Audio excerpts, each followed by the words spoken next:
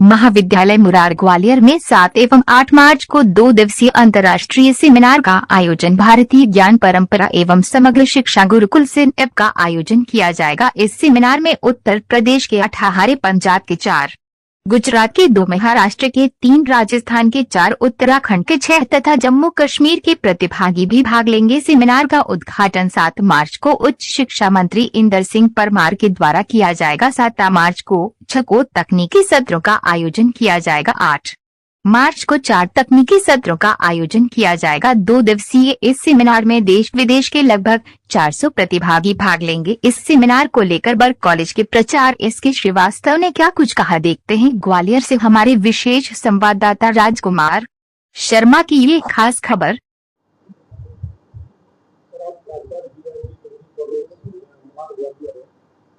Seminar का यहाँ पर आयोजन किया जा रहा है, किस तरह की ये अंतर्राष्ट्रीय सेमिनार है और इसका मुख्य उद्देश्य क्या है?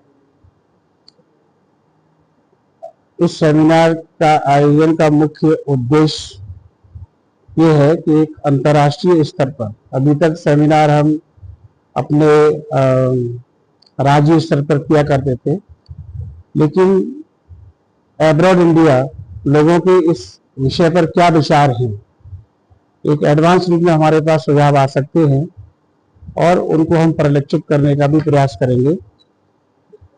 साथ ही साथ जो हमारे एडजॉर्न जितने भी वक्ता हैं, जो रिसोर्स पर्सन है, जो एक्सपर्ट के रूप में हमारे प्रत्येक टेक्निकल सेशन में अलग अलग अपने विचार रखेंगे, उन विचारों से भी हमारे जो शिक्षकगण हैं, शोधार्थी हैं, अन्य इंडस्ट्रियलिस्ट हैं, वो इसको एक सोशल लेवल तक ले जा सकते हैं कि जो हमारी गुरुकुल प्रणाली थी और उससे लेकर अभी तक एनईपी 2020 में क्या परिवर्तन हुए, क्या चुनौतियां हमारे सामने हैं, एम्प्लॉयमेंट के दृष्टिकोण से क्या ये बेनिफिशियल है, क्या इसके एडवांटेज हैं या क्या इसकी कमियां, ड्रॉबैक्स रहे, उनको हम किस तरीके से दूर कर सकते हैं।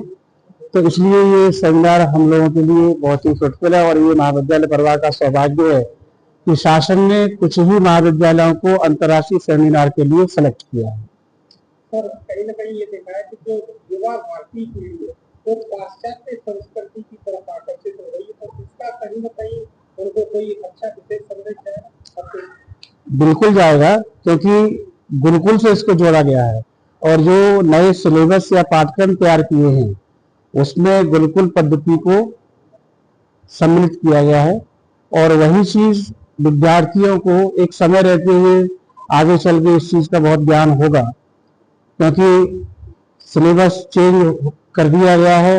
उस सिलेबस के आधार पर उसमें भारतीय संस्कृति, पर्यावरण, इन सब चीजों को समाहित किया है। इस अंतर्राष्ट्रीय सेमिनार में लगभग कितने प्रतिभागी होंगे और क्या विदेश से भी कोई यहाँ पर? इस अंतर्राष्ट्रीय सेमिनार में हमारे 3 फॉरेन से हैं, विदेश से शामिल होंगे एज रिसोर्स पर्सन। पार्टिसिपेंट के रूप में 5 लोग हैं जो फॉरेन से इसको ऑनलाइन ज्वाइन करेंगे और जो हमारे अदर स्टेट के लोग हैं, इसमें महत्वपूर्ण है हमारे भटनागर साहब जी, जो आपके दिल्ली में इंडियन कल्चर वेलफेयर सोसाइटी के चेयरमैन भी हैं।